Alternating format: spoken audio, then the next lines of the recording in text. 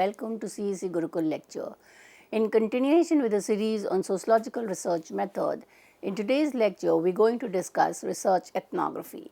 When we look into the world outside us, we are surrounded by all kind of digital world. If a digital world has become a reality, and therefore as researchers or as sociologists, it is important to study the influence of the digital world on art. Online gaming, online meetings, video calls, WhatsApp texting are all important dimensions in which our social cultural relations are being impacted. And to study these, we now have a methodology which is known as digital ethnography. So, in digital ethnography, basically there is a shift from visual ethnography to digital, and that implies that we are not just looking into the visual virtual world as opposed to the real world, but rather the two are interacting, and the interaction or the intersectionality is in terms of the gender, the sensory and the material world. So, let us see how digital ethnography has evolved and what are the significance of ethnography in social research. Digital ethnography moves beyond treating the digital as a separate virtual world. The core idea is that digital is fully integrated into the material, social and sensory fabric of everyday life. In the book by Sarah Pink on digital ethnography principles and perspective, the authors outline 5 principles of digital ethnography. Number 1, multiplicity. There are many ways to do digital ethnography. It is no one size fits all method. Just as we in the earlier, we just in positivism, we just had one method of doing research, and irrespective of where the researcher was doing research, they all adopted the same method. Here, there are multiple methods. There is no one fixed method. Rather, the researcher does not go to the field with research design. The research design evolves through the period of research, and therefore, the researcher adapts to specific technology, social context being studied. The second principle outlined in the book is non-digital centricness. To understand the digital, we must look at the non-digital. That is, in order to understand the gaming influence, online games or any kind of online activity, we are not just looking into the app, we are not just looking into say Zoom or other app, but we are looking into the way in which that app is being used by individuals. So, we are looking into the human aspect of the digital, or in other words the non-digital aspect. The third principle is openness. Digital ethnography is an open system that interacts with other disciplines, that is design, geography, arts, and is often collaborative. So, it does not belong to any one particular discipline, and therefore, there is a kind of use of multiple methods and multiple disciplines. The fourth principle is reflexibility. Researchers must acknowledge their own digital presence, how you interact with participants online and the digital trail you have shape the research. The fifth principle is unorthodoxy. It encourages messy and creative ways of gathering data, moving beyond traditional interviews to include things like digital reenactment or following data flows. So, if we look into the two ends of digital research, there are multiple ways, but here we focus on the two end of digital research, that is the focus is on digital affects both technology being studied and the discipline itself. And here the discipline is digital anthropology. The focus of the digital equation here is in terms of what it means to be human in a digital age. The question asked is, how do digital tools change our kinship, rituals and identity?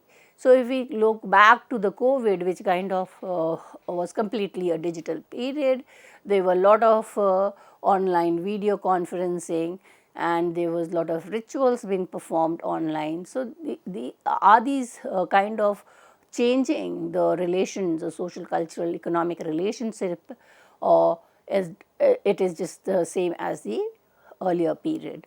The second discipline is the digital sociology.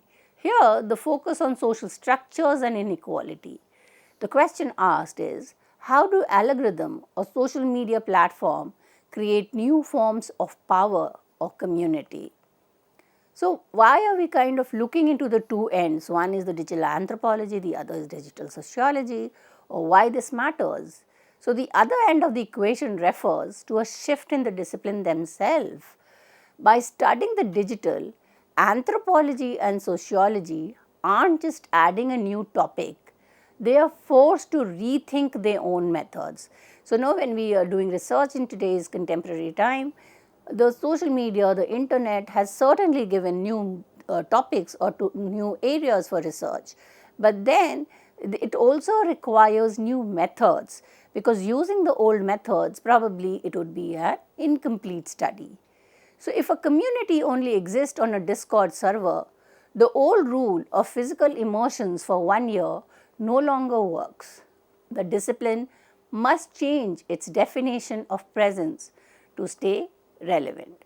So, let us look into the sociological foundation, or how the discipline of sociology has evolved in order to give space to digital ethnography. And here we see that the evolution is from studying identity on a screen to analyzing deep-seated structural inequalities and using new types of media to conduct and represent research. Sherry Turkle is a foundational figure here. Her early work, that is the second self, focused on how computer changed our psychology and sense of self. However, later sociologists like Robinson 2007 and Orton Johnson and Pryor to research 2013 took these ideas and scaled them up to look at social structures. The two methods of digital sociology, if we look into the digital sociology, there exists a fascinating divide in how sociologists actually do digital ethnography. And the two domains are, number one, the multimodality paradigm, which was given by Baylor Dix et al. And others. And the multimodality paradigm isn't just about reading text or observing a chat room. It views the digital world as a hypermedia environment. Research should use the same tools it studies. If you are studying a community that uses video, images and sound, your research should include those models. Using hypermedia to represent finding, that is linking video clips, audio files and text together rather than just writing a traditional paper. And the second model of digital sociology is the mediated gathering method advocated by Dheeraj Murthy. Murthy's approach focuses on the mediation of research process itself. It's less about the vibe of the media and more about using digital tools as the primary vehicle for data collection. The researchers' tools include field notes, observation, focus groups, and all of these are moved into a computer mediated space. So, it is the same kind of using the field notes or an observation, but rather than in the real world, it is now happening in a computer mediated space. So, what are the toolkit advocated by Murthy? One is the digital field notes, taking notes directly on a device or blog. The second is online participant observation, being present in a digital space like a wiki or a forum.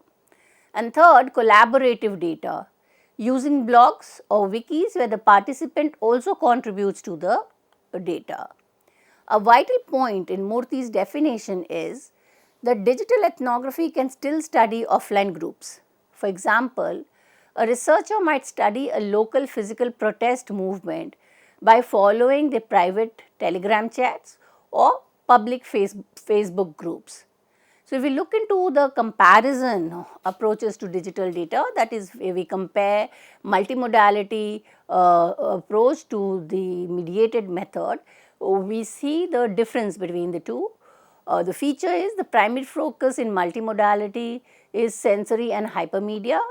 In mediated method, it's data gathering through CMC, that is computer mediated. The second feature is in terms of key tools. Multimodality uses video, sound, interlinked media, and in the mediated method, the key tools are blogs, wikis, online focus group, etc. The perspective used in multimodality as research should be more than textual. That is, you will be using videos and other online content. Here, the mediated method, the perspective is that research itself is digital mediated. So, when we look into the two, we try to understand how it has shifted from more textual analysis to computer mediated content. Next, the authors discusses about Deborah-Lupton's 4-pillar. The authors contest between a relatively disciplined internal debate about methods and data in sociology with a more experimental rethinking of how digitization reshapes the relation between social life and its analysis. Digital sociology can be studied at the intersection of STS-inspired internet study, Lupton codification of digital sociology, and Marr's push towards inventive interdisciplinary method. Deborah Lupton defines digital sociology as involving 4 interconnected practices. Number 1, professional practices using digital tools like blogs, Twitter, platforms for networking, dissemination, and academic public engagement. The second practice is researching digital use, studying how people use digital media, technology, and devices in everyday life. The third practice is digital method analysis, employing digital tools and data set for sociological analysis, that is from small thick data to big data. And the fourth practice is critical digital sociology, integrating power, surveillance, datafication, and algorithm governance as they transform social life and knowledge. So, we see that there has been a lot of anxiety in whether algorithm or platform generated data might enhance, reconfigure, or displace more traditional qualitative, including ethnography and quantitative sociological methods. Major research question is, can big data and algorithm replace traditional, slow, thick ethnographic observation? Most digital sociologists argue that while algorithm can show us what is happening on a massive scale, ethnography is still needed to explain why it is happening. Here we look into the several methods which have been used in digital evolution of digital ethnography, and one of them is Marrs. Marrs pushes the boundaries even further. She argues that digital sociology shouldn't just be sociology as usual, but on a computer. She suggests that because the digital has changed the way social life works, we need inventive methods. This means moving away from traditional survey or interviews towards methods that happen within the digital environment itself, working with the platform and data structure rather than just looking at them from outside, and that is becoming a part of the system itself, that is inventive. The second is the STS influence or the science and technology studies. Marr's unease with the label digital sociology reflects a worry that a narrow disciplinary frame might domesticate this more inventive cross-field methodological agenda. STS and inventive methods influence push digital ethnography away from treating the internet as a neutral site and towards seeing platform, metrics, and interfaces as actors that shape both practices and the data. This involves critically questioning how those tools pre-structure what count as field, interaction, or evidence. And that is to understand that now we are looking into the digital as the field of study itself. So, the most important significant turning point in the digital ethnography is the transition from seeing the digital as a niche interest to seeing it as a foundational pillar of modern anthropology. According to Horst and Miller, digital anthropology isn't just a new trend, it is now as central to the discipline as the study of religion, law, or economics. The digital is now spread across every domain of human existence, from disability and religion to gaming and archive. Technology is now so deeply embedded in our life that we cannot understand humanity without understanding digital. And that is the importance that we need to understand the digital data as human itself, because it is kind of integrated to the human lives. And here we kind of look into the major frameworks or theoretical frameworks and look into the concepts and thinking that have been given by some of the key thinkers. One is that we have already discussed was the Lupton 4 pillars, and here we look into the framework used by Lupton is discipline internal. 4 practices that we just discussed are networking, researching, using digital analysis and critical theory. The key practice that has been advocated by Lupton is balance, qualitative, quantitative with big data and algorithm. It is not like displacing big data, but they have to be used together. The second thinkers is Maas, the work published in 2013. Here the framing is, or the framework is inventive, interdisciplinary, digitization transformation, social analysis relation, and the key practices are device oriented method, which is certain kind of methods which are moving beyond the traditional discipline of sociology and anthropology. And let us look into some of the key thematic domains which has emerged with the evolution of digital ethnography. We look into the domain, the keywords, authors, and the focus of the research. The first domain is the virtual world, and the key work is by Boyle-Sorf 2008, Nardi 2010. The focus of using the virtual world domain is immersion in synthetic culture. The second domain is mobile or the social media. Here the key thinkers are Gershon 2010, Horst 2012, Miller 2012. The focus here is everyday relational shift. The third domain is activism or networks. The key authors are Coleman et al. Published in 2008, Postil published 2011 and 2012. The focus is emerging political formation. The fourth thinker here, broad domain, is broader application. The main thinker is Tracci 2012, D. Nicola again 2012, locational technology Karnovic 2012, open resources, and the focus is technology in development of design, religion, etc. So, we look into the classical comparison, that is comparing digital anthropology to legal or economic anthropology. The authors in this book are making a bold claim for subfield legitimacy.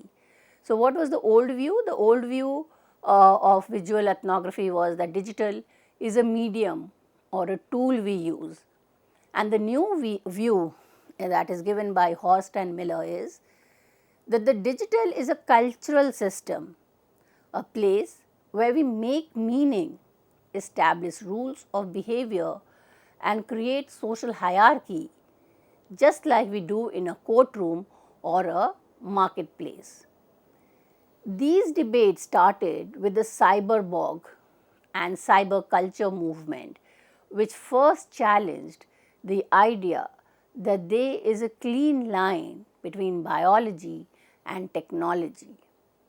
Now let us look into the domains which has used ethnography, and as we know that anthropology is kind of considered as one of the earliest discipline that used ethnography as a method, and in this work on digital ethnography principles and practice, the authors caution against equating anthropology with ethnography, while noting that most digital anthropologists employ ethnographic methods. So, in the beginning, ethnography as a practice was used by and large by anthropologists. However, it is not correct to consider the two as one and the same. The authors highlight Gabriella Coleman's published 2010 work, which gives us an expansive review of ethnographic approaches to digital media across discipline and celebrates interdisciplinary dialogue exemplified by Bolstoff et al. Collaborative book on virtual world ethnography as a catalyzing innovation. Anthropology encompasses diverse methods beyond ethnography, but digital study often default to fieldwork in mediated environments. The key scholar that we just referred was Gabriel Coleman, and a work on hacker culture and groups like Anonymous is a prime example of digital ethnography that bridges the gap between anthropology, ethnography and the other discipline. She doesn't just look at code, she looks at ethics, aesthetics and politics of hacker. So, the whole idea that biology, technology or anthropology, they are kind of diverse is something which the digital ethnography is doing away with, and there is a focus on collaborative research. Gabriel Coleman's work is cited because it proves that digital media isn't just a tool, it is a site of intense cultural production. Bolstoff et al. Demonstrate sociology and anthropology's collaboration, designing shared protocol for virtual world, countering siloed critiques. So, there is this growth of interdisciplinary catalyst because of the advances in digital ethnography. So, digital has acted as a bridge, forcing different disciplines to talk to each other. When sociologists and anthropologists work together, as seen in the work of Bolstoff et al., they create a more robust version of ethnography. Sociology often brings a focus on structure, inequality, and institution. Anthropology often brings a focus on human experience, ritual, and thick description. A shared methodology of both sociology and anthropology for studying virtual world that doesn't belong to just one discipline, but it is contextual and paradigm driven. So, what are the benefits of digital ethnography? The first, broadening fosters methodological creativity. Hybrid approaches blending anthropological holism with sociological structure for fields like labor, apps, or family network.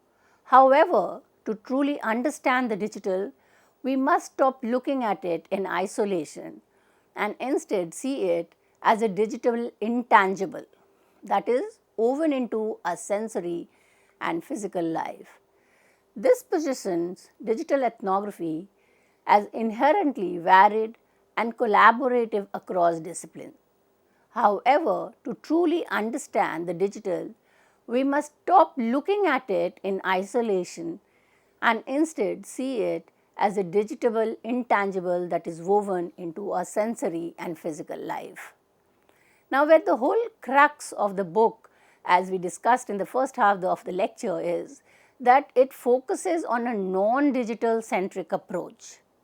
A digital centric studies focus on the platform, that is, how do people use TikTok. However, these authors argue for a non-digital centric lens. And what does a non-centric lens imply? It means we study the human activity first and the digital as part of its environment. Instead of starting with the device, the researcher, in a non-centric approach, starts with the context, and that is, for example, family dinner, a protest, or a morning routine. The goal is to understand how digital tools are part of the everyday. It acknowledges that we don't live online or offline. We live in a world where both are constantly bleeding into each other. The other important aspect of digital ethnography is what we discussed as the digital intangible and the senses. One of the most innovative points in this text is to focus on the intangible. Digital ethnography isn't just about reading text or watching videos. It is about atmosphere and senses. Sensory ethnography implies how does a digital notification feel? How does the blue light of a screen change the atmosphere of bedroom or at night? The other part of the digital sense is the materiality. Acknowledging the digital relies on things. The weight of a phone in a pocket, the heat of a laptop on a lap, or the physical architecture of a data structure. So, we are just looking into the digital part, we are also looking into the materiality of the digital world. And that is why when we need to look into multiple dimension, it is important, and as we have already discussed, that digital ethnography gives space for collaborative research. As life is now too fast and fragmented to watch 24/7, researchers use collaborative method. They might ask a participant to record a video tour of their phone or keep a digital diary. The participant becomes a co-researcher. Collaborative research means you are not just observing the world, you are making it alongside your participants. So, again the divide between the researcher and the respondent kind of blurs away. The researcher is kind of asking the respondent to become a researcher as self, because he or she would be recording his own data or reading his own blogs, and only then can give access to the researcher. So, researcher focuses on the social world, how existing relationship, that is family, friends, co-worker, are maintained through a mix of WhatsApp, face-to-face dinner, and Instagram tagging. So, it's with the coming of the digital world, it doesn't imply that the physical world has come to an end. Rather, the digital world has enabled the interaction between the offline and the virtual world. So, when we look through the book and understand digital ethnography, we come to the conclusion of the lecture, and that is an understanding that digital ethnography is not just about using digital tools to do research, it is about researcher as part of data. By using the same app and participating in same digital event as your participant, you build a shared everyday world. This relationship is the very foundation of ethnographic data. Digital ethnography is less about the internet and more about the messy, sensory and social life we lead when the internet is simply part of the background noise. So, with this we have a good understanding of digital ethnography. For reference, we have been using Brio John D 2010 ethnography published in 2010 by Rawat Publication. Thank you.